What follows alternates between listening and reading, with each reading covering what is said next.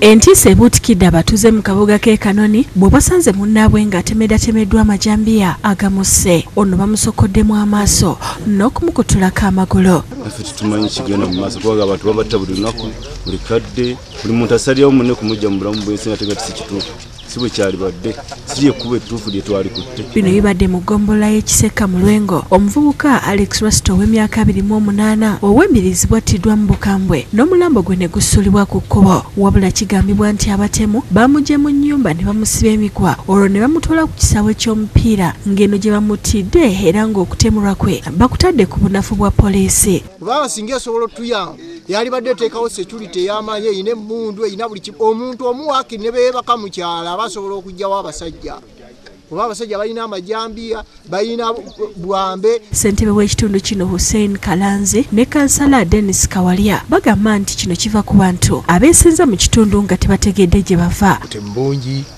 bantu batemuddwa naye nga ng'omulanga nsaba gavumenti naddala poliisi tukwatagane n'abatuuze tulabe nga tutaasa abantu baffe. Nsaba bonna abasaidi abasiteeti n'abalala bonna bakola ku by'okunoonyereza twongeremu amaanyi ate tuggyeyo obujulizi obutuyamba okusiba abo abakozi b'ebikolwa. Akulira okunoonyereza ku buzibu bw'emisango ku poliisi e Kinoni, Robert Agaba akakasizza okuttibwa kw'omuntu ono n'oluvannyuma omulambo ne gugibwawo ne gutwalibwa mu ggwanika ly'eddwaliro ekkulu e Masaka. Twasanze nga bamusse bukale bamutemye bamusazesaze nga we bamutidde nga balwaniddewo nnyo. Kale naye tabadde muntu mulungi mu community naye abadde mumenyi w'amateeka. Ate omuvubuka Geoffrey Kabongo ow'emyaka 20 ng'abadde abeera mu Lusenke w'obulenzi mu disitulikiti ey'e Luweero anywedde asidi amusse oluvannyuma lw'okusaba kitaawe puloti ne pikipiki n'atabimuwa. Yaguze asidi n'amunywa era okukakana ng'atufuddeko. Buziba Joseph nga ekitaawe wa Kabonge ategeeza nti mutabani we amaze ekiseera nga amusaba bodaboda ne poloti kyokka nga naye byabadde akozesa. Naye ng'ate nze piki eyange gye yabadde ansaba yali tesobola kukola boda piki nkadde ate nga ngikozesa mu nnimiro ogenda okulima kuba nnimira wala nnimira nakase.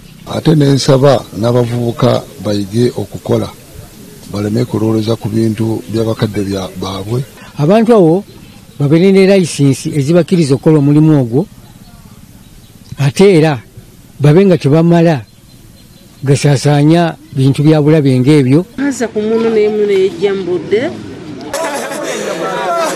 ate gibadde Miranga nakwazirana ng'abaana babiri abafiiridde mu muliro ogwakutte ennyumba mu baabadde nga guteberezebwa okuva ku mafuta ga petroli nnyabwe gabadde atunda Egombe mu disitulikiti ey'e Wakiso nga baziikibwa. Bano kuliko Teddy Nangendo w'omwaka ogumu ng'abadde muwala wa Peter Ntege ne Asimu Especioza ne Charlotte Nakabuye ng'ono ye aziikiddwa ku kyalo Kigoogwa mu disitulikiti ey'e Wakiso. Akulembeddemu okusabira omugenzi Douglas Mutyaba ya St. Jude akuutidde abazadde okufangayo okulondoola abaana baabwe gye bazannyira. Tuweeyo obudde okulondoola abaana baffe wagye bakoze ekiwa gye bali oba oliawo singa wabaddewo okulondoola okw'amangu ennyo abaana baffe bano bambi booliawo tebandifudde. Abdu Haruna ngono mutongole wa Kabaka ow'Egombe asabye gavumenti okubasembereza emmotoka ezizikiza omuliro mu kitundu. Naye kati budde tukuba ssimu za fire brigade nga weneevira mu kibuga ejje wano Egombe evuga etuuka Kawanda Matugga etutuukeko wano bagenza okwekanga abaana baffe babiri bafudde